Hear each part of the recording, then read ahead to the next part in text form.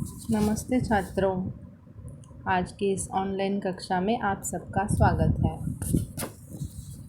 आज हम 9वीं हिंदी लोक भारती पहली इकाई का 10वां पाठ रात का चौकीदार यह पूरक पठन पढ़ेंगे।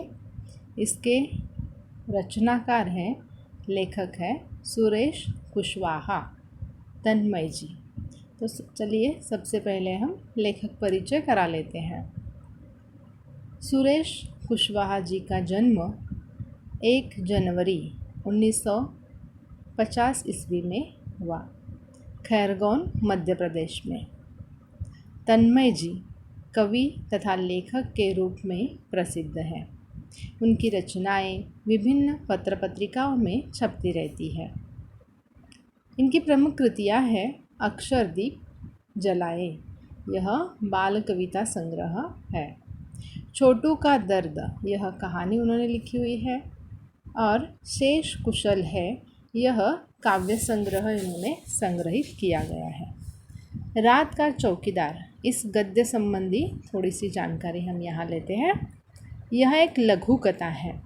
लघु कथा किसी बहुत बड़े परिदृश्य में से एक विशेष क्षण या प्रसंग को प्रस्तुत करने का एक चातुर्य है। लघु कथा मतलब क्या बच्चों? एक छोटी सी कहानी, मतलब किसी बड़ी सी कहानी में से उसमें से एक लिया गया छोटा सा प्रसंग या कोई घटना, जिसे लघु कथा के तौर पर यहाँ रखा गया है। प्रस्तुत पाठ जो है रात का चौकीदार, इस चौकीदार के माध्यम से लेखक ने इस पेशे से जुड़े लोगों की ईमानदारी, कर्तव्यनिष्ठा को दिखाया है। वहीं कुछ लोगों की मुफ्त खोरी को दर्शाते हुए जन जागृति करने का प्रयास भी किया है। तो बच्चों, चौकीदार मतलब कौन? पहरेदार, जिसे हम वॉचमैन कहते हैं, जो घरों की तथा इमारतों की चौकीदारी करता है। चौकीदार यानी देश का दूसरा सिपाही है बच्चों। देश के पहले सिपाही कौन होते हैं? सैनिक और पुलिस। सैनिक देश की सीमा सुरक्षित रखते हैं, तो पुलिस देश के अंदर अपने क्षेत्र की सुरक्षा करते हैं। और चौकीदार, जिसे हम देश का दूसरा सिपाही कह रहे हैं, वह क्या करता है बच्चों? वह लोगों की एवं उनके घरों की रक्षा करता है। यह बहुत ही निरीह अर्थात मासूम, भोला भाला सा होता है। अपनी मजबूरी के कारण वह बेचारा अपना घर चलाने के लिए खतरा मोल लेकर रात भर लोगों के घरों की रक्षा करता है, अपनी रातों की नींद हराम करता है। कभी कभी तो उसे गुंडे बदमाशों से भी मारपीट करनी पड़ती है। अपना कार्य पूरी ईमानदारी से वह पूरा करता है, इसीलिए तो उसे देश का दूसरा सिपाही कहते हैं बच्चों।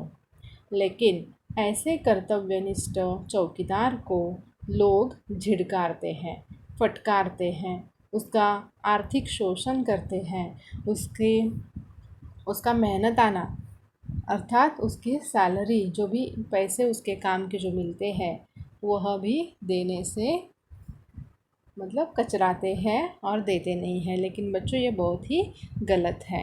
वह अगर इतनी ईमानदारी से अपना कार्य कर रहा है, अपना कर्तव्य निभा रहा है, तो हमें भी उसे अच्छी तरह से समझ लेना चाहिए। उसका अपमान नहीं करना चाहिए, उसकी इज्जत करनी चाहिए। और इन्हीं बातों को लेखक ने इस पाठ के ज़रिए हमारे सामने रखा है। तो चलिए सबसे पहले मैं यह पाठ पढ़ रही हूँ, और उसके बाद हम देखेंगे कि इस पाठ में लेखक और क्या क्या कह रहे हैं।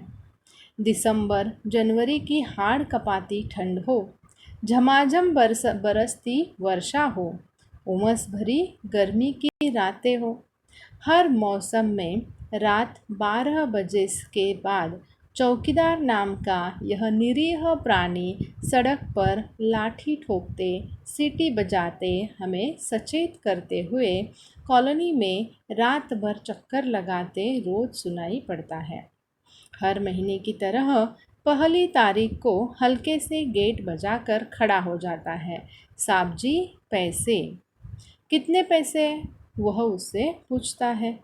साहब जी 1 रुपया रोज़ के हिसाब से, महीने के 30 रुपये। आपको तो मालूम ही है।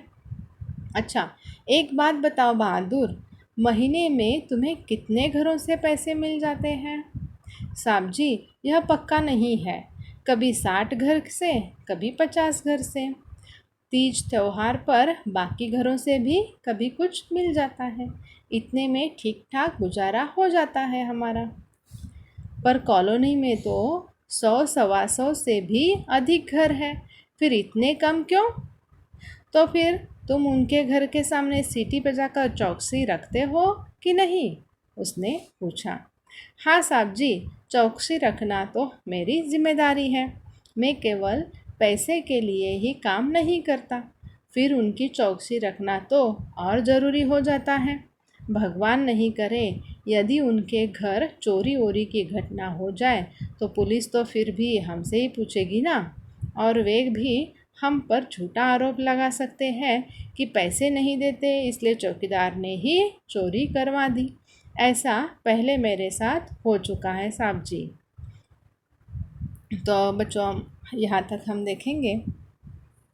लेखक कहते हैं कि दिसंबर जनवरी की हाड़ कपाती ठंड, मतलब ठंड का मौसम, जिस वक्त बहुत ही ज़्यादा ठंडी होती है, जिसके कारण शरीर कपकपा मतलब शरीर में कपकपाता है शरीर, ऐसी ठंड हो, या बरसाती दिनों में बहुत ही ज़्यादा झमाझम बरसती हुई बरसात हो रही हो, या गर्मी के दिनों में उमस भरी मतलब उष्णता भरी गर्मी हो, मतलब कोई भी मौसम हो, हर मौसम में रात 12 बजे के बाद काम करने वाला यह बेचारा निरीह भद्र ऐसा प्राणी है चौकीदार, जो बेचारा बहुत ही भोला भाला है। और ऐसा भोला भाला यह प्राणी बेचारा रात को जब सब लोग सो जाते हैं तो यह जाग जाता है, और जागते रहो कहते हुए सड़क पर लाठी ठोकते ठोकते सीटी बजाते इधर उधर घूमता रहता है और लोगों को सचेत करता है, जागरूक करता है, और पूरे कॉलोनी के चक्कर काटते हुए उस पूरे कॉलोनी के रक्षा करता है, सुरक्षा करता है। किससे रक्षा सुरक्षा करता है वह? कोई चोर या कोई डाकू, ऐसे कुछ लोग जो है जिनका काम रात को शुरू हो जाता है, तो ऐसे ये लोग क्या करते हैं, बंद घर हो या रात में सारे सोए हुए लोग हो, तो वह चोरी करने का कार्य करते हैं। तो ऐसे चोरी करने वाले लोगों से उस कॉलोनी की सुरक्षा करने का काम, या लोगों की रक्षा करने का काम कौन करता है बच्चों? यह चौकीदार करता है। तो ऐसा यह चौकीदार, यह गरीब व्यक्ति जो अपने परिवार का पालन पोषण करने के लिए दूसरों के घरों की चौकीदारी करता है, यह जानता है वह कि यह काम जो है वह इसमें बहुत ही धोखा है, उसे ही लोग या वह गुंडे जो है, चोर है, उसकी मारपीट कर सकते हैं, और फिर भी अपनी जान की परवाह किए बिना यह चौकीदार बेचारा लोगों की तथा उनके घरों की रक्षा करता है। लूट हो या डकैती करने वाले लोगों से वह अकेला, मतलब उनका मुकाबला वह अकेला करता है। एक अकेला व्यक्ति इतने खतरनाक लोगों से लड़ता है, उनके गलत कार्यों को रोकने की कोशिश करता है, और यह काम वह बहुत ही जिम्मेदारी के साथ, बहुत ही ईमानदारी से करता रहता है। और 1 महीना ख़त्म होने के बाद दूसरे महीने की पहली तारीख को हर एक व्यक्ति के घर के सामने, उसके गेट के सामने खड़ा रहकर वह गेट बजाकर पैसे मांगने के लिए खड़ा रहता है, और साहब जी पैसे, तो मेरे पैसे दीजिए ऐसा। तो ऐसा ही यह चौकीदार एक दिन लेखक के घर के सामने खड़ा रहा था, और लेखक उनसे अलग अलग प्रश्न पूछ रहे हैं कि तुझे कितने पैसे मिलते हैं यह काम करने के बाद, कितने पैसे तुझे देने हैं, तो चौकीदार उन्हें बताता है कि अरे साहब जी, एक रुपया हर रोज़ के हिसाब से मेरे महीने के 30 रुपये होते हैं, आपको तो मालूम ही हमेशा देते हो आप। तब लेखक को यह लगता है कि कितने लोग इसे पैसे देते होंगे, कोई देता होगा या देता होगा भी या नहीं। इसीलिए उत्सुकता से लेखक पूछते हैं कि तुम्हें कौन कौन पैसे देता है, कितने पैसे मिलते हैं तुम्हें इस महीने में। तभी बहादुर, मतलब उनके चौकीदार का नाम है बहादुर, वो बताने लगता है कि साहब जी, यह कोई पक्का नहीं है, मतलब यह इसकी कोई गारंटी नहीं है कि सब लोग मुझे हर महीने में पैसे देते ही है, ऐसा नहीं है। कुछ लोग हर महीने हमेशा पैसे देते हैं, तो कुछ लोग कभी कभी देते हैं, मतलब तीज त्योहारों पर देते हैं, तो कुछ लोग जो है देते भी नहीं हैं। तो देखिए बच्चों, यहाँ कुछ लोगों की मतलब भावनाओं जो है वह भावनाएं बताई है। कुछ लोग बहुत ही मुफ्तखोर होते हैं, तो चौकीदार से मुफ्त में ही घर की रखवाली करा लेते हैं, लेकिन फिर भी यह बेचारा उनके घर की रखवाली भी करता है। तो लेखक के पूछने के बाद वो बोल रहा है कि साहब जी, मुझे कभी कभी 50 या 60 घर से पैसे मिलते हैं। कभी कभी तीज और त्यौहार है, तो त्योहारों पर लोग मुझे थोड़ी सी खुशहाली समझकर पैसे दे देते हैं, लेकिन सब लोग एक साथ कभी भी देते नहीं हैं। तो लेखक को प्रश्न पड़ता है कि घर इस कॉलोनी में तो 100 या 125 मतलब 125 घर है, 100 या 125 से भी अधिक घर हैं, फिर भी तुझे सिर्फ 50 और 60 लोग ही देते हैं, मतलब 50% लोग भी तुम्हें पैसे नहीं देते हैं। तो लेखक को यह प्रश्न पड़ा है बच्चों कि इतने सारे घर होकर भी सब लोग इसे पैसे क्यों नहीं देते होंगे, और अगर वो लोग पैसे नहीं देते हैं तो क्या चौकीदार उनके सामने, उनके घर के सामने सीटी बजाकर उनके घर की चौकसी नहीं रखता है क्या, उनके घर की रखवाली नहीं करते हो क्या? तो यही प्रश्न वह चौकीदार को, बहादुर को पूछते हैं। तो तब बहादुर क्या कहता है, देखिए बच्चों, वो कहता है बेचारा कि हाँ साहब जी, उनकी तो चौकसी रखना मेरी जिम्मेदारी होती है। इतना ही नहीं, बल्कि उनके घरों की चौकसी अधिक ज़्यादा सतर्कता से मुझे करनी पड़ती है। ऐसा क्यों? क्योंकि देखिए, अगर भगवान न करे, मतलब कोई गलत उनके घर के सामने ही आया, उनके घर पर कोई चोरी हो गई या कोई किसी ने डाका डाला, तो सबसे पहले पुलिस आकर किसे प्रश्न पूछेगी? चौकीदार को, क्योंकि उसकी ज़िम्मेदारी है चौकसी रखना। तुम ठीक ठाक चौकसी नहीं रखते क्या, या उन चोरों से तुम मिले हुए हो क्या? इस तरह से चौकीदार को ही 1000 प्रश्न पूछे जाएंगे। इतने ही नहीं, बल्कि वो घर वाले लोग भी क्या कहेंगे, हम इसे पैसे नहीं देते हैं, शायद इसीलिए यह चोरों के साथ मिल गया है और इसने ही हमारे घर में चोरी करवाई होंगी, ऐसा भी वो लोग कह सकते हैं। और ऐसी घटना से बचने के लिए या ऐसी कुछ बातों से बचने के लिए जो लोग पैसे नहीं देते हैं उनके घर की चौकसी हमें और भी ज़्यादा सतर्कता से करनी पड़ती है।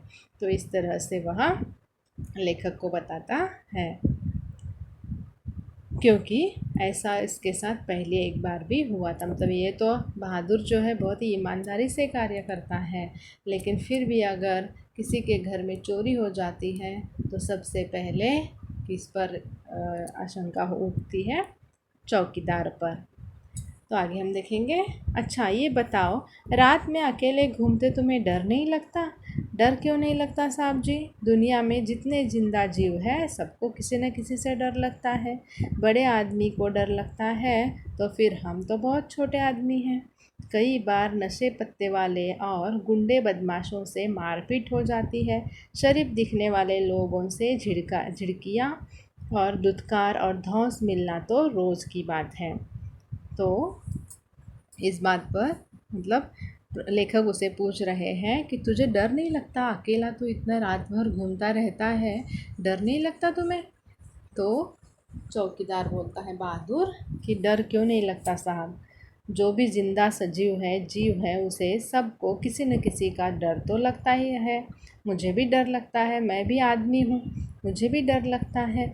बड़े बड़े आदमियों को डर लगता है, तो हम तो बहुत ही छोटे आदमी हैं। अब ये चौकीदार किससे डरता है? नशे पत्ते वाले या गुंडे बदमाशों से। नशे मतलब शराबी, जुआरी जो लोग होते हैं, रात को इधर उधर घूमते रहते हैं, शराब पीकर वह मारपीट कर सकते हैं, झगड़ते हैं। गुंडे बदमाश जो होते हैं वह भी रात भर इधर उधर घूमते रहते हैं, उनके साथ भी इसकी हाथापाई हो सकती है। या चोर हो, डाका डालने वाले लोग हो, इन सब लोगों से बेचारा वह लड़ता, मतलब लड़ने की आशंकाएं हो सकती है, और इसीलिए उसे डर लगता है। लेकिन फिर भी अपनी मजबूरी के कारण अपने घर के पालन पोषण करने की जिम्मेदारी उस पर होती है, और इसीलिए उसे यह काम मजबूरन करना पड़ता है, और वह करता भी है। तो चोर बदमाशों से तो उसे डर है ही बच्चों, लेकिन इससे भी ज़्यादा और एक बात है कि जो शरीफ दिखने वाले लोग हैं, वो लोग भी उससे अच्छी तरह से पेश नहीं आते हैं। उसे झिड़कारते हैं, दुत्कारते हैं, या उसे धमकी देते हैं। तो इस तरह से जो मतलब शरीफ लोग हैं वह भी उसकी इज्जत नहीं करते हैं, क्योंकि प्रत्येक घर की चौकसी रखना वह अपना कर्तव्य समझता है, और इसी के कारण वह सबकी सुरक्षा और चिंता जो है निष्कपट करने वाला यह व्यक्ति होता है। लेकिन वह खुद बहुत ही असुरक्षित होता है, फिर भी वह डरते डरते अपना कार्य पूरे ईमानदारी से पूर्ण करने की कोशिश करता है। लेखक आगे कहते हैं, अच्छा बहादुर, सोते कब हो तुम? वह फिर प्रश्न करता है, मतलब लेखक पूछते हैं। साहब जी, रोज़ सुबह 8-9 बजे एक बार कॉलोनी में चक्कर लगा कर तसल्ली कर लेता हूँ, और तसल्ली कर लेता हूँ कि सब कुछ ठीक है ना। फिर कल की नींद पूरी करने और आज रात में फिर जागने के लिए आराम से अपनी नींद पूरी करता हूँ। अच्छा साहब जी, अब आप पैसे दे दें तो मैं अगले घर जाऊँ।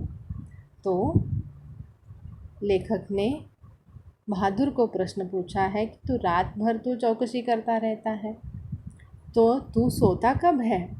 उस पर बहादुर क्या बोलता है कि साहब जी, मैं हर रोज़ सुबह 8 से 9 बजे तक कॉलोनी में चक्कर लगाता हूँ। लास्ट में एक बार 9 बजे मैं चक्कर लगाता हूँ और तसल्ली कर लेता हूँ कि सब कुछ ठीक है या नहीं, और सब कुछ ठीक है यह देखकर मैं फिर कल की नींद पूरी करने के लिए और आज रात फिर से जागने के लिए आराम से अपनी नींद पूर्ण करता हूँ। मतलब रात भर उसने जो पहरेदारी की है, तो वह पहरेदारी अच्छे से उसने की है, किसी को कोई तकलीफ़ नहीं हुई है। इस बात का एहसास होने के बाद ही उसे चैन की नींद आ जाती है। और इस तरह से बहादुर कहता है, अच्छा साहब जी, बहुत देर यहाँ अभी मैं रुका हुआ हूँ, तो आप मुझे अगर पैसे देंगे तो मैं अगले घर जाता हूँ। अरे भाई, अभी तुमने ही कहा कि जो पैसे नहीं देते उनका ध्यान तुम्हें ज़्यादा रखना पड़ता है, तो अब से मेरे घर की चौकसी भी तुम्हें बिना पैसों के करनी होगी, समझे? तो लेखक उसे बताते हैं कि हम पैसे देते हैं, फिर भी हमसे भी ज़्यादा अच्छी तरह से किसकी पहरेदारी करते हो तुम, जो पैसे नहीं देते हैं। तो यह तो गलत बात है बच्चों, लेकिन फिर भी एक तरफ से देखा जाए तो चौकीदार जो बोल रहा है वह भी सही है। और लेकिन लेखक यह बताते हैं कि जो लोग पैसे नहीं देते हैं उन लोगों की पहरेदारी तो और भी अच्छा करता है, इसलिए आज से मैं भी तुम्हें पैसे नहीं दूंगा, ताकि तू मेरे घर की अच्छे से पहरेदारी करेगा। इसलिए चलो, आज से तुम मेरे घर की भी बिना पैसों से ही चौकसी करना। जैसी आपकी इच्छा साहब जी। और चौकीदार अगले घर की ओर बढ़ गया। तो देखिए कितना बेचारा, कितना भोला भाला यह चौकीदार है।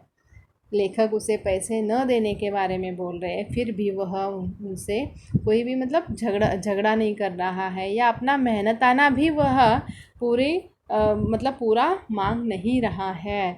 मेहनताना यानी क्या बच्चों?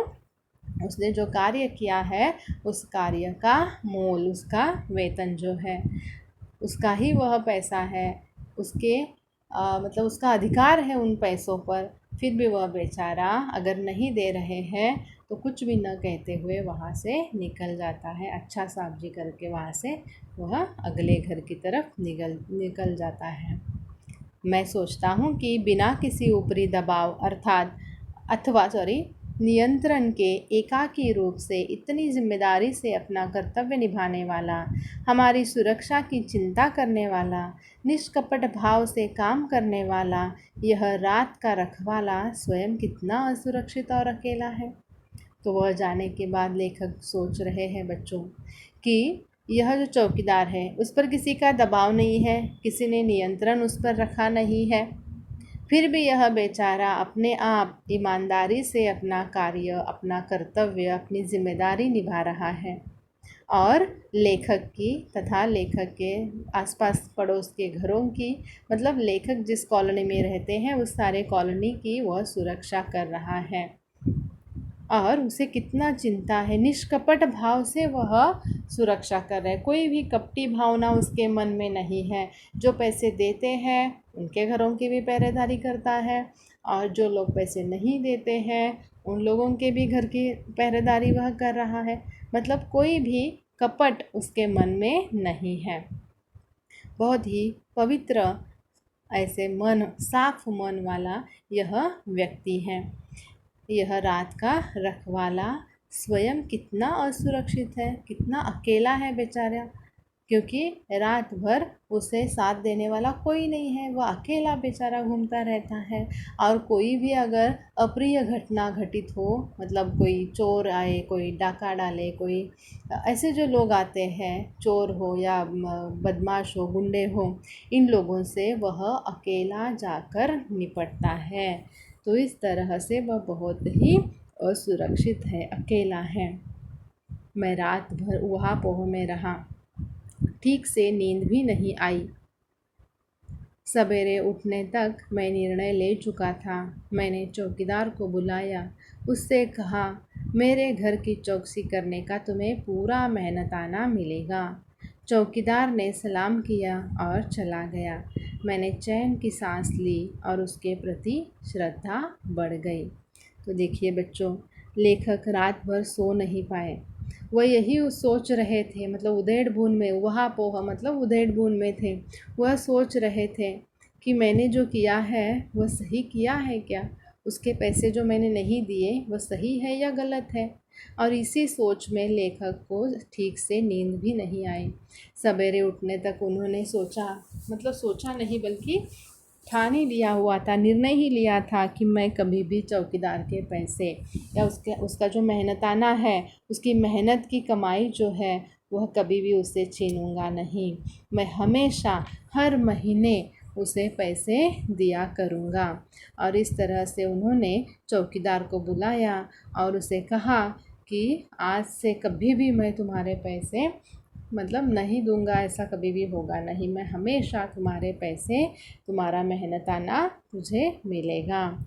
और इस तरह से पूरा मेहनताना लेकर ही मेरे घर की चौकसी तुम करना। और इस तरह से चौकीदार ने भी वो पैसे लिए, सलाम किया और वहाँ से वह चला गया। मतलब चौकीदार कैसा बेचारा है, कितना निरीह है, मतलब देंगे तो भी वह कुछ बोलेगा नहीं, नहीं देंगे तो भी वह कुछ बोलेगा नहीं। तो इस तरह से बहुत ही भोला भाला, सीधा साधा यह व्यक्ति है। लेखक ने भी चैन की सांस ली है। मतलब लेखक जो पहले दिन, अगली दिन जो उन्हें रात को नींद नहीं आ रही थी, वह बहुत सोच रहे थे इस बारे में। उन्होंने उसके पैसे नहीं दिए हुए थे और इस बात से मतलब उनका ही मन किसी बात में नहीं लग रहा था, उन्हें नींद नहीं आ रही थी। लेकिन आज जब उन्होंने चौकीदार के पैसे दिए तो उनका मतलब उन्होंने भी चैन की सांस ली है और इस तरह से वो आश्वस्त हो गए हैं। और इतना ही नहीं बल्कि चौकीदार के इस निरीह प्राणी के प्रति उनके मन में श्रद्धा और भी ज़्यादा बढ़ गई है। तो इस तरह से बच्चों, प्रस्तुत पाठ में लेखक ने चौकीदार के माध्यम से जहाँ इस पेशे से जुड़े लोगों की ईमानदारी, कर्तव्य निष्ठा को दिखाया है, वहीं कुछ लोगों की मुफ्तखोरी को दर्शाते हुए जन जागृति करने का प्रयास किया हुआ है। तो आशा करती हूँ कि यह पाठ आपको समझ में आया होगा। यह पाठ आप एक बार फिर से अच्छे से पढ़िए और इसका स्वाध्याय पूर्ण लिखिए। Thank you.